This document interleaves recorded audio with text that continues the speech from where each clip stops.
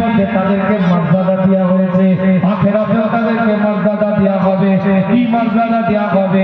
আল্লাহ পাক কোরআনের মধ্যে জানিয়ে দেন, আমার আল্লাহ মাওলানা পরবর্তীর এলান করাচ্ছে, কাল কিয়ামতের ময়দানে মুমিন মুমিনাতদের একটা দল হবে, আর সেই দলের মধ্যে মুমিন আর মুমিনাতদেরকে ইয়াসআ নূরুহুম বাইনা আইদিহিম ওয়া বিআইমানিহিম, আল্লাহর পক্ষ থেকে দুটো নূর, দুটো আলো দিয়ে দেওয়া হবে।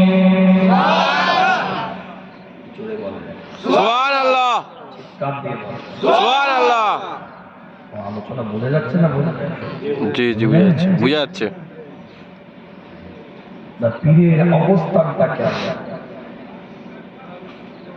জীবনের নীতিমালা কেমন তৈরি করেছেন, আখিরাতে গিয়ে কি ফেসালিটি পাবে আমরা অনুমান করতে পারি। তাদের কর্মকাণ্ড যে তিনারা মুমিন মুমিনাত হিসাবে, মুমিন হিসাবে পৃথিবীর বুক থেকে কিয়ামত করবে। আল্লাহ নবী মুহাম্মদ রাসূলুল্লাহ সাল্লাল্লাহু আলাইহি ওয়াসাল্লামের উপরে কোরআন থেকে আল্লাহ নাযিল করে দেন। কাল কিয়ামতের ময়দানে, কাল হাসরের ময়দানে তাম বিশ্বটা যেদিন তাবাহ হয়ে যাবে, তাম বিশ্বটা যেদিন চূর্ণ বিচূর্ণ হয়ে যাবে, সেই দিনে আল্লাহ আমার পরবর্তীরা দুনিয়া ওই মুমিন মুমিনাতের দলের মানুষগুলোকে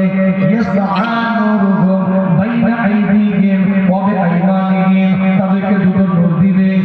একটা নূর তাদের সামনের দিকে চমকাতে থাকবে, আরেকটা নূর তাদের ডান দিকে চমকাতে থাকবে। তারা দৌড়াতে থাকবে আত্মহারা হয়ে।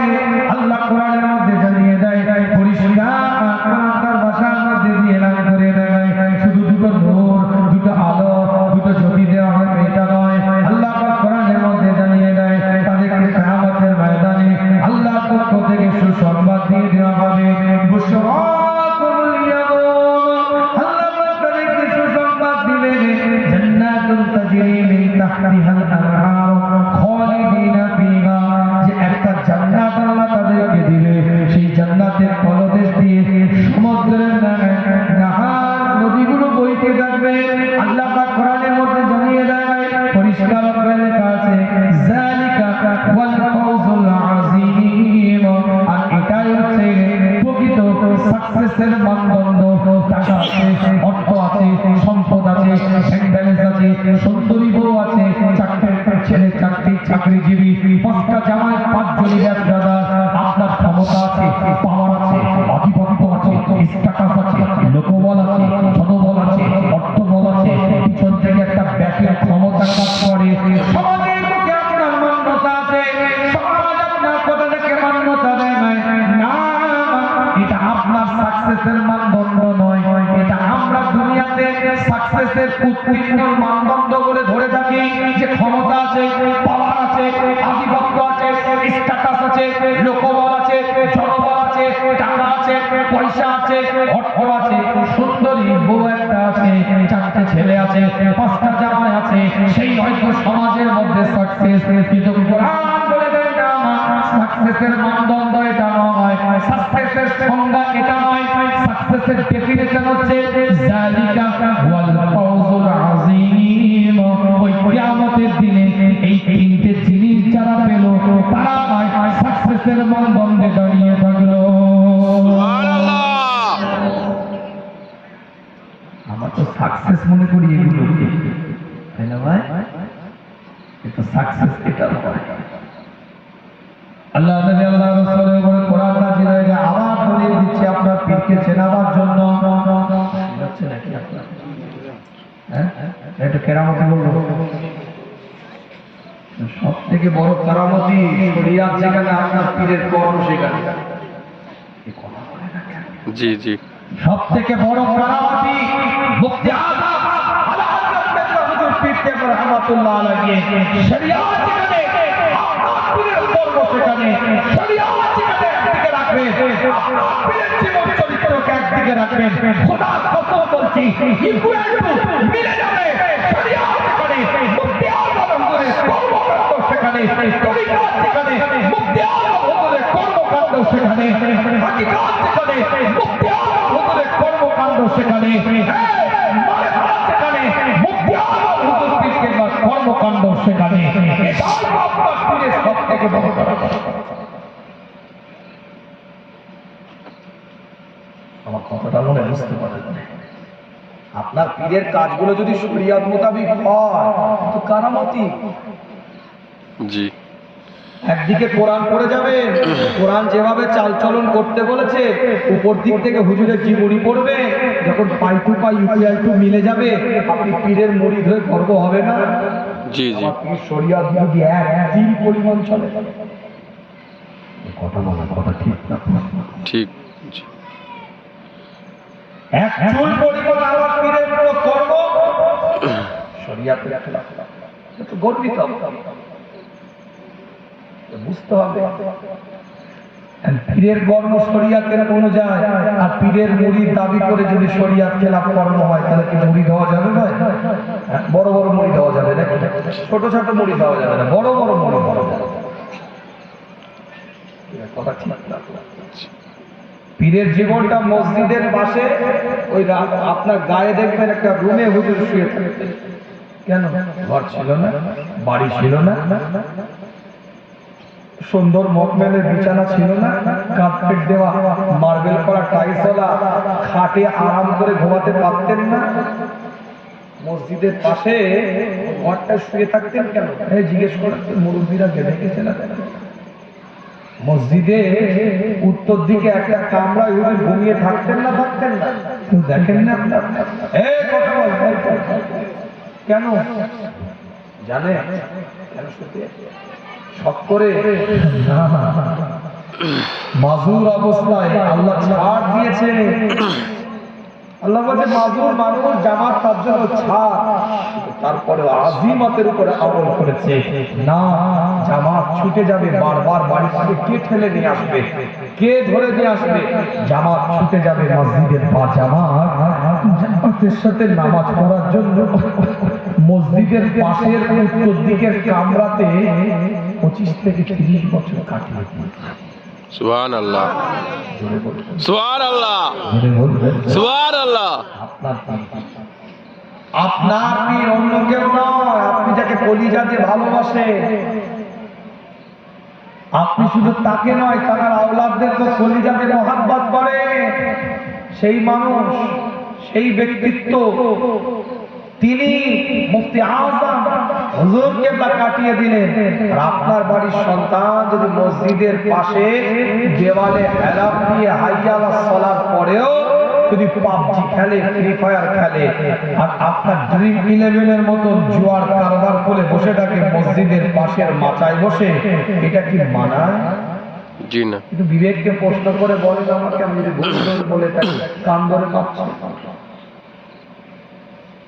আপনি যার জন্য মহব্বত করেন, ভালোবাসেন, পেয়ার করে, সম্মান দেন, আপনার সন্তানই যদি মসজিদের হাইয়া সালাত না শুনে যায়, আপনার পীরের জীবন এরকম কাটলো, আর আপনার সন্তানের জীবন মাচায় পাবজি খেলে, ফ্রি ফায়ার খেলে, ড্রিবিলারের মতন জুয়ার গেম খেলে কাটিয়ে দিল।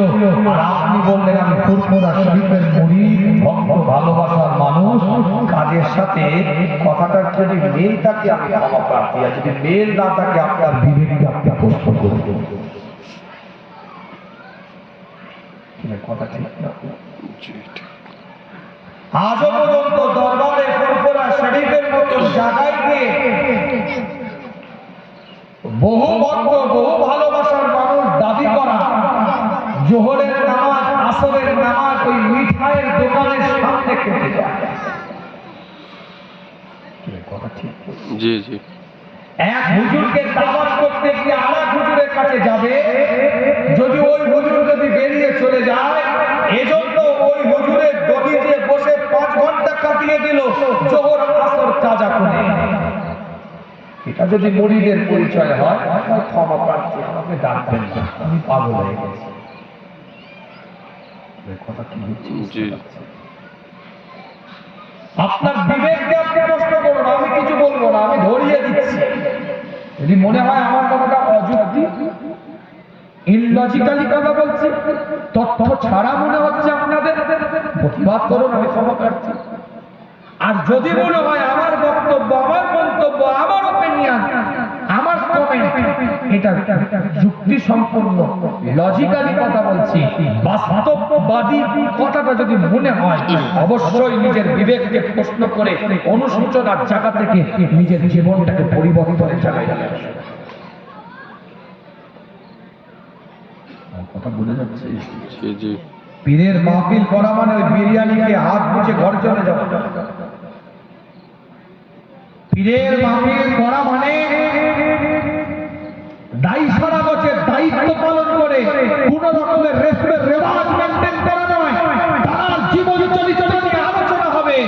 তিনি যে পথে পথিক হয়েছে, আজকে প্রতিজ্ঞাবদ্ধ হতে হবে, আজকে ওয়াদা করতে হবে, তার নতুন জীবন তৈরি করব, তবে মাহফিলটা সাকসেস। জলসা শেষ হতে না হতে বিড়ি টান দিবে, জলসা শেষ হতে না হতে দাঁড়িয়ে মুখবে, জলসা শেষ হতে না হতে পিছন করে পানি দিবে না, জলসা শেষ হতে না হতে কমিটি দাবি করে, সেক্রেটারি দাবি করে, সভাপতি দাবি করে এখন এসব নামাজ পড়ো নেই আর পড়বে না, ফজরের নামাজ কাজা করে 9টার সময় দাঁত মাসতে মাসতে উঠবে, ওটা পীরের মহব্বত, ওটা নাটক। রাগ করলে জি না, এই রাগ করলে জি না, কথা বলার অধিকার আছে তো নাকি? বেশক। কথা বলে, কথা বলার অধিকার আছে তো নাকি? জি জি জি যদি অধিকার না থাকে দাওয়াত করবেন না। বাংলায় বলে দিই স্পষ্ট কথা, ওই পেটের দায়ে জোর কাটতে আসেনি আপনার গ্রামে, পেটের দায়ে জোর কাটতে আসেনি, তোমার বান্ডিল দিয়ে আমার সংসার চলে না। এই পর্তাবে কাইয়ুবের বাড়ির ছেলে, এই বড় হুজুর পীর খেদারাউল্লাহ, আমার দাদাজান বলতেন মোটা ভাত মোটা কাপড় রেখে যাচ্ছে, হক কথা বলবে, মানুষ যদি নেয় যাবে আর নাহলে ঘরে বসে থাকবে, যা রেখে যাচ্ছি তোমার ছেলে ছেলে চলে যাবে। জলসা নেশাই করি, পেশায় নয়। তোমার বান্ডিলের নেশায় আমি এখানে আসিনি, ও যারা নেশায় আসে তাদের সাথে কথা বলবে নেশা। 17 বছর জলসার লাইফ হয়ে গেল, 2006 সাল থেকে জলসা করছে, তোমার এই গ্রামের এই জলসা 14 বছর আসছে। জি জি 17 বছর জলসার লাইফের ডায়েরির বস্তাটা হাতে তুলে দেব, এক একটা ডায়েরিতে জলসার পাতাতে 2-3টে করে জলসা থাকে, এক একটা জলসাতে 2টো করে নাম্বার আছে, ফোন করে দেখবেন যে হুজুরকে হাদিয়া দেওয়ার সময় হুজুর টাকাটা গুনে নয় রে, দেখে নিয়েছে, দেখে নিয়েছে, তাকিয়ে নিয়েছে টাকার দিকে। এটা যদি কেউ প্রমাণ করতে পারে, জীবনে আর নবীর মেম্বারের নামাজ পড়তে পারে। জি জি তারপরেও যদি অধিকার নিয়ে যদি বাংলায় কথা না বলতে পারি, আমি আমি মুজাদ্দেদ জামানের বাড়ি আওলাদ সিদ্দিক আকবরের খুব শরীরের মধ্যে নিয়ে কুরাইশ গোত্রের মানুষ হয়ে, হাশিমি খানদানের মানুষ হয়ে নবীর রক্ত গায়ে নিয়ে অহংকার করছি না। ও আম্মা বিনিআমাতি রাব্বিকা ফাহাদ্দিস, আল্লাহ শুকরিয়া আদায় করে বলছি আপনাদের কাছে, দাদা পীরের আওলাদ আমার পূর্বপুরুষের ওসিলায় আপনার পূর্বপুরুষের জীবন, ঈমান, আমল সংরক্ষিত ছিল। আমি যদি অধিকার নিয়ে না কথা বলতে পারি, কে বলবে? দরকার হলে আমি পায়ে ধরে আপনাদেরকে বোঝাবো, দরকার হলে আমি পায়ে ধরে আপনাদেরকে বোঝাবো, আর যদি দরকার হয় গলা ধরে আমি শাসন করব। জি জি এই অধিকার নিয়ে বাংলায় ঘুরে বেড়ায়, আর যেখানে অধিকার নেই, আসসালামু আলাইকুম ওয়া রাহমাতুল্লাহ। জি দরকার হলে পা ধরবো, একটু বুঝে, দিন বুঝে, শরিয়াত বুঝে, ইসলাম বুঝে, নীতিমালা বুঝে, আর দরকার যদি হয় সালাতটাও ধরবো। ঠিক করে চলো, কথা ঠিক বলছি না? জি ঠিক। আলোচনা বোঝার চেষ্টা করে জীবনের নীতিমালা তৈরি করেন, পায়ে ধরে হাতে ধরে আপনাদের কোন পীরের সঙ্গে দলিল দিয়ে বোঝাচ্ছে। আল্লাহ নবী মুহাম্মদ রাসূলুল্লাহ সাল্লাল্লাহু আলাইহি ওয়াসাল্লাম সাহাবায়ে হুজুরের সাথে আলোচনা করে, সাহাবায়ে হুজুরের সাথে কথাবার্তা বলতে থাকে, কাল কিয়ামতের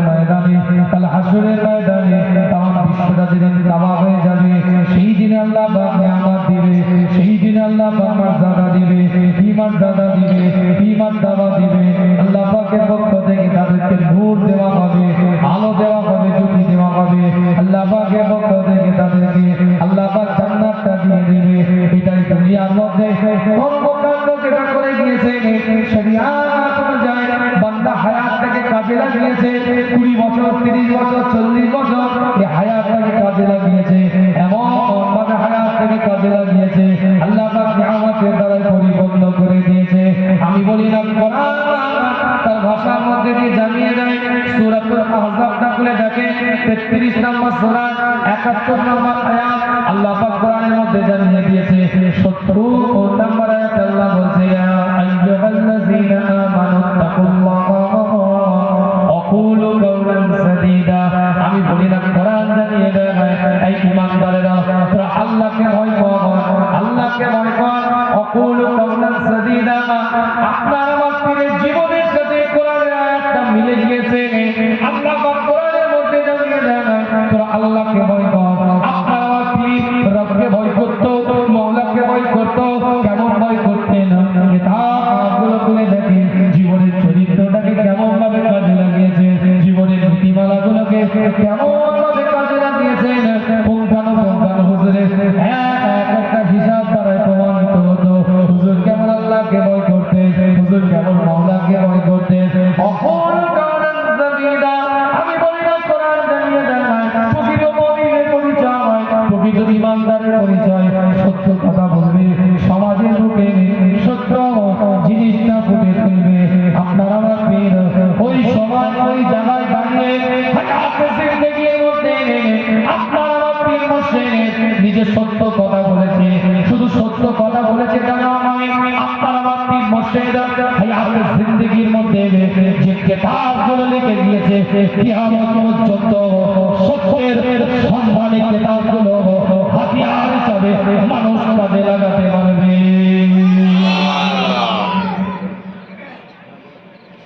দুনিয়াতে বেঁচে থাকা অবস্থায় সত্য কথা বলে ওই হায়াতে জিন্দেগির মধ্যে যে কিতাবগুলো লিখে গিয়েছে যুগ যুগ ধরে মানুষের কাছে থাকবে, মানুষ সত্যের সন্ধান খুঁজে পাবে, বাতিলের কাছে হাতিয়ার হিসাবে পাবে।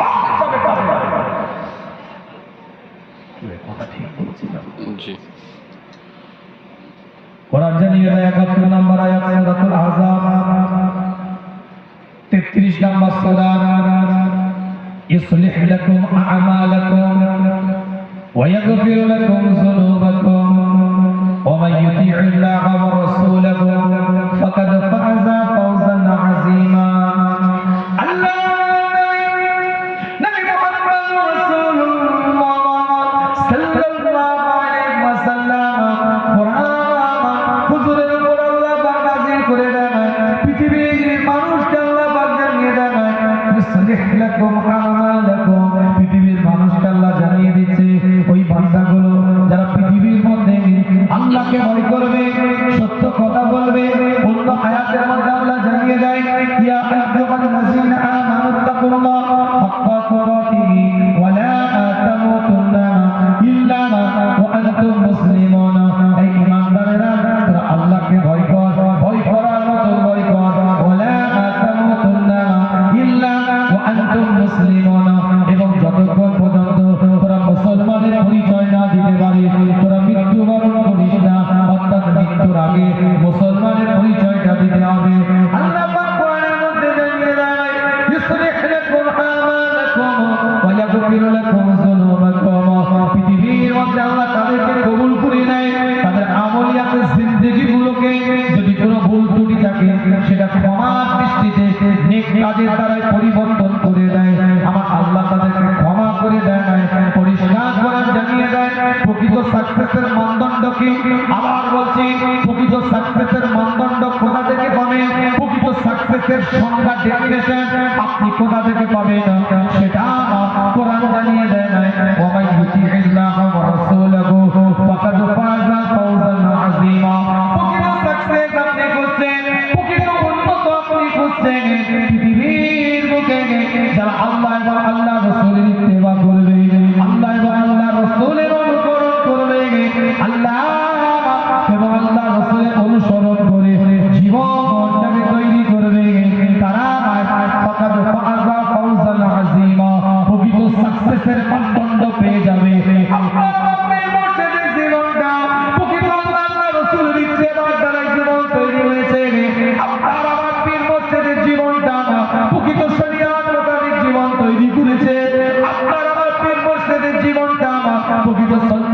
সেই জীবন তৈরি করেছে। আপনার আমার পীর মুর্শিদের জীবন চরিত্রটা প্রকৃত শরিয়াত মোতাবেক জীবনটাকে তৈরি করে নিয়েছে। আল্লাহ এবং আল্লাহ রাসূলের ইত্তেবা অনুযায়ী জীবন তিনি তৈরি করেছে। আর কোরআন জানিয়ে দিচ্ছে ফাকাদ ফাযা ফাওজান আযীমা। আল্লাহ তাদেরকে আখিরাতে মর্যাদা দিবে, দুনিয়াতেও মর্যাদা দিবে, প্রকৃত সাকসেসের মানদণ্ডে দাঁড়িয়ে আছে। সুবহানাল্লাহ, আল্লাহু আকবার। কথাটা মনে বুঝতে পারবেন, বুঝা গেছে কথা?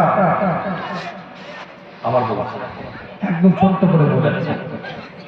প্রকৃত সাকসেস খুঁজি। আগেরটা বুঝিয়েছি প্রকৃত সাকসেস কারা। সূরাতুল হাদীদ 57 নম্বর সূরা 12 নম্বর আয়াতে বুঝিয়েছি প্রকৃত সাকসেস কারা। আর সূরাতুল আযাব 33 নম্বর সূরা 71 নম্বর আয়াতে আবার আল্লাহ বলছে প্রকৃত সাকসেস কারা, উত্তীর্ণ কারা, সম্মানীয় কারা, কাদেরকে প্রকৃত সাকসেসের মানদণ্ড আপনি দিবেন। আল্লাহ কোরআনের মধ্যে বলছে তারাই হচ্ছে প্রকৃত সাকসেসের মানদণ্ডে পৌঁছে যাবে যারা দুনিয়ার বুকে আল্লাহ এবং আল্লাহর রাসূলের ইত্তেবা করবে। সুবহানাল্লাহ। আপনার পীরের জীবন কি বলে? সাকসেস। কথা বুঝে যাচ্ছে না? আল্লাহ এবং আল্লাহ রাসূলের যারা ইত্তেবা করবে ফাকাদ ফাযা ফাওজান আযীমা। আল্লাহ বলছে তারাই প্রকৃত সাকসেসের মানদণ্ডে পৌঁছে যাবে। সুবহানাল্লাহ। আর একটা আয়াত বলবো, বিদায় নেন। প্রত্যেকটা দলিল দিয়ে বুঝিয়েছি আপনাকে, কি ভাই কথা ঠিক না?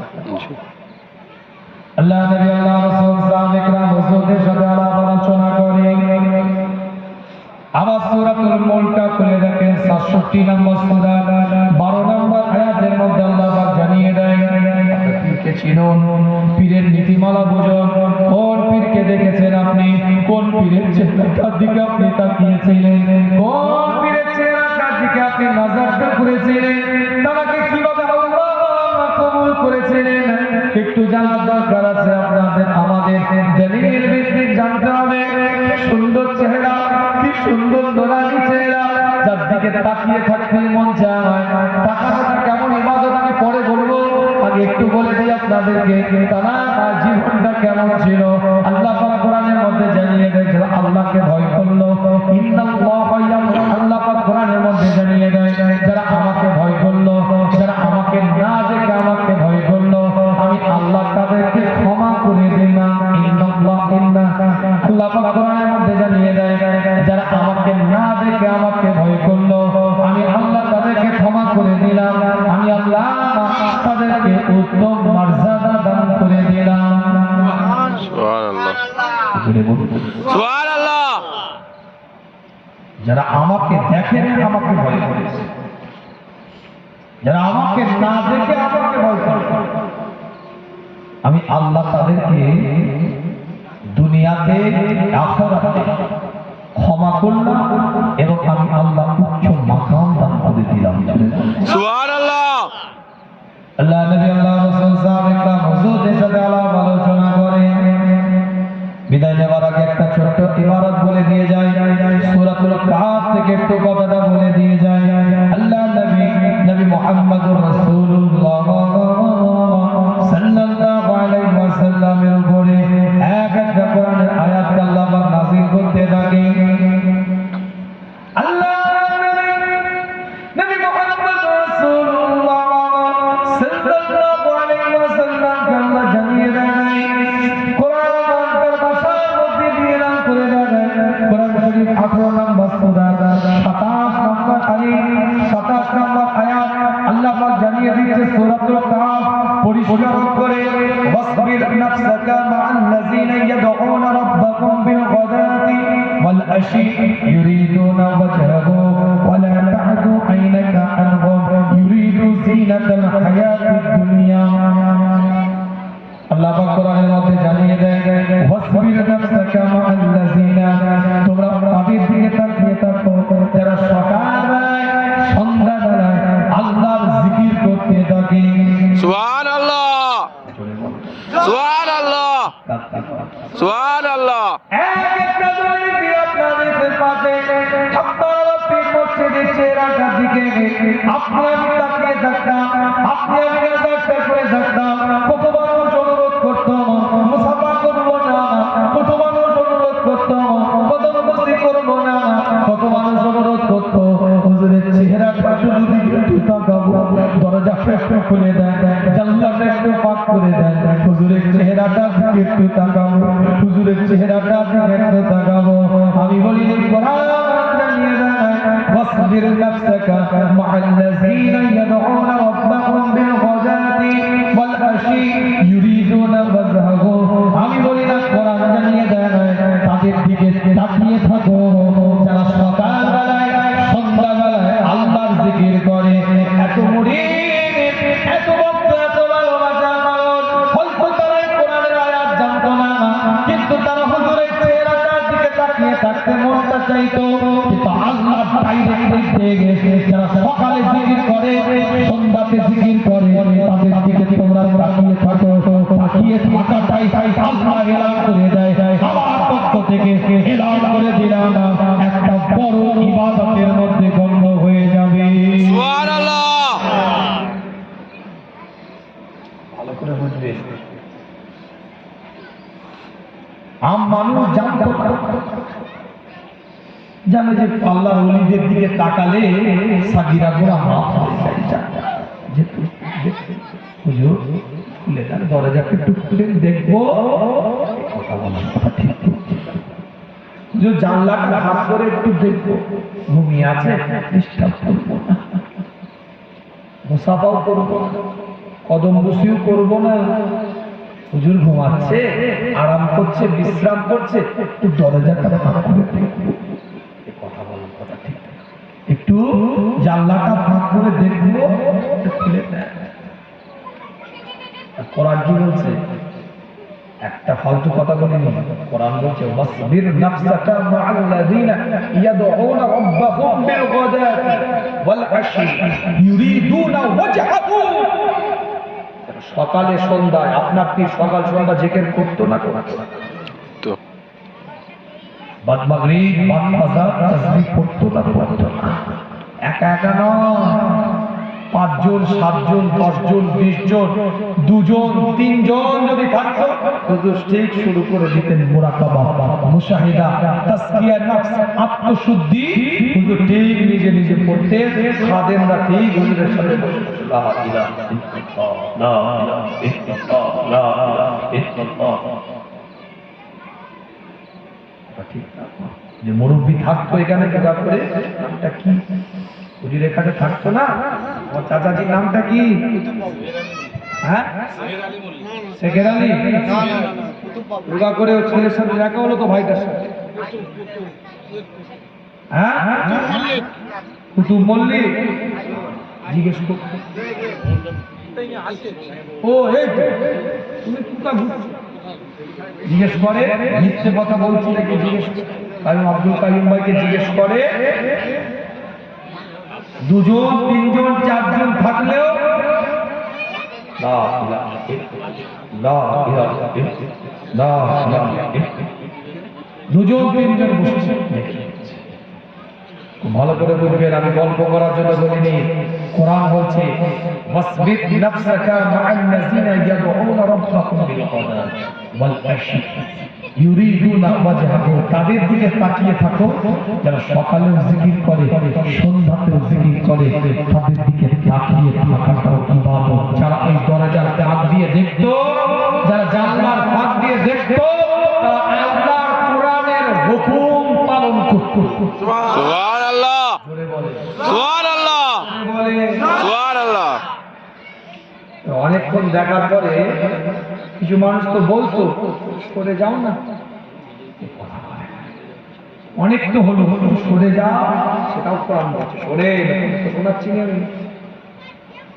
আল্লাহ নবী আল্লাহ রাসূলের সাহাবাদেরকে নিয়ে হুজুর আলোচনা করে, আমি বলি না কোরআন জানিয়ে দেয়।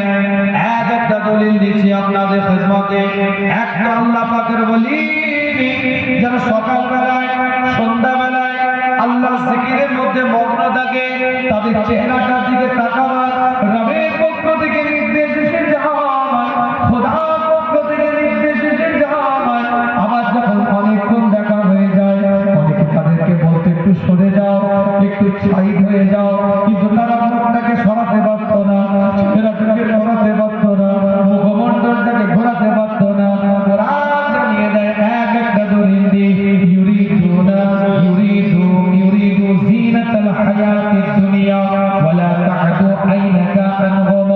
পরিষ্কার কোরআন তার ভাষার মধ্যে দিয়ে করে দেয় আল্লাহ